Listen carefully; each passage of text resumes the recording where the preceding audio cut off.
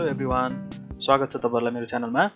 आज चाहिँ हामीले किनेको शेयर को पेमेन्ट कसरी गर्ने त अथवा फन्ड सेटलमेन्ट कसरी गर्ने भन्ने कुरा यस भिडियोद्वारा हेर्ने छौं। र त्यसको लागि एकदमै सजिलो छ।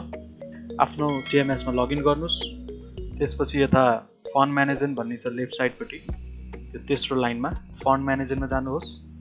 त्यसपछि फन्ड सेटलमेन्टमा जानुहोस्। यहाँ नेट इन्फर्मेसन, बाई इन्फर्मेसन र सेल इन्फर्मेसन छ।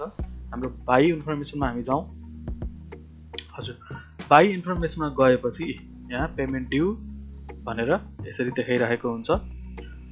यो चाहिँ मेरो पेमेन्ट ड्यू भनेर यहाँ आइरहेको छ। यो चाहिँ जब हामीले शेयर खरिद गर्छौं, दिउँसो खरिद गर्यो भने बेलुकासम्म आउँछ र कहिलेकाहीँ बेलुका आएन भने भोलिपल्टसम्म आएको हुन्छ। र यसमा बिजनेस डेट आजको दियो र यसको हामीले लास्ट सेटलमेन्ट 5 तारिक अथवा 2 दिन भित्र हामीले 2 देखि 3 दिन भित्र चाहिँ हामीले यो गरिसक्नुपर्छ पेमेन्ट, होइन भने फाइन लाग्दछ। र यसको डिटेल हेर्नु पर्यो भने हामीले प्लसमा यसरी यहाँ छिचेर पनि यसको डिटेलहरु हामीले हेर्न सक्छौं। मैले चाहिँ SHL भन्ने शेयर किनेको थिएँ है, 55 किता 159 मा। टोटल तिर्न पर्ने अमाउन्ट चाहिँ यहाँ छ। अब कसरी तिर्ने भन्ने कुरा यो भिडियोद्वारा तपाईहरुले थाहा पाउनुहुनेछ। एकदमै सजिलो छ। त्यसको लागि केही गर्नु पर्दैन। पेमेन्ट बाई इन्फर्मेसनको यसमा जानुभयो हैन, त्यसपछि पेमेन्ट ड्यू भित्र यो ब्याङ्कको सिग्नल भएकोमा क्लिक गर्नु होला र यस्तो आउँदछ। र यहाँ बाई अमाउन्ट यति भनेर यसरी आउँछ। अनि प्रोसिड विथ पेमेन्ट गरौँ। र यसमा चाहिँ हामीले दुई तरिकाले पेमेन्ट गर्न सक्छौं। एउटा चाहिँ UOD पेमेन्ट। UOD पेमेन्ट भनेको चाहिँ ब्याङ्क एकाउन्ट बाट हामीले पेमेन्ट गर्ने भयो।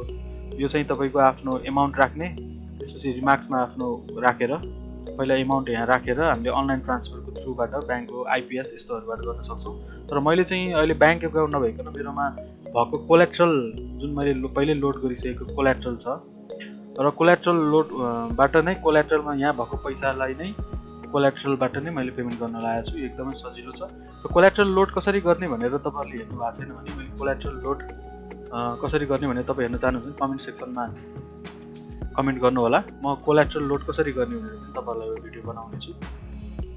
ल अब यो चाहिँ मेरो बाई अमाउन्ट यहाँ देखाएको छ। यसलाई जस्ताको त्यस्तै कपी गर्नुस् अनि कोलाट्रल पेमेन्टमा क्लिक गर्नुस्। त्यसपछि यहाँ कोलाट्रल पेमेन्टमा पेस्ट गरिदिनुस्।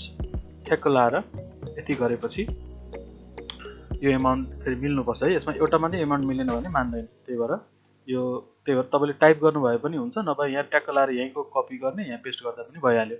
र यति गरेपछि तपाईले मेक पेमेन्ट गरिदिनुहोस्। यहाँ यसरी सोध्छ do you want to proceed भनेर कन्फर्म पेमेन्ट गरिदिनुहोस्।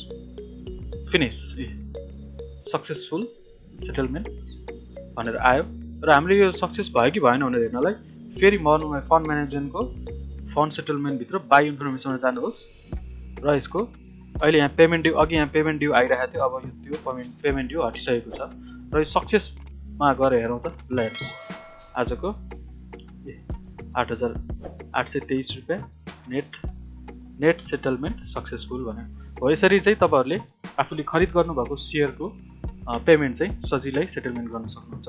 आशा छ तपाईहरुलाई यो भिडियोबाट सहयोग मिलेको होला र मेरो च्यानललाई पनि सब्स्क्राइब गरिदिनु होला। आगामी दिनमा पनि यस्तै जानकारीमूलक भिडियोहरु लिएर आउनेछु।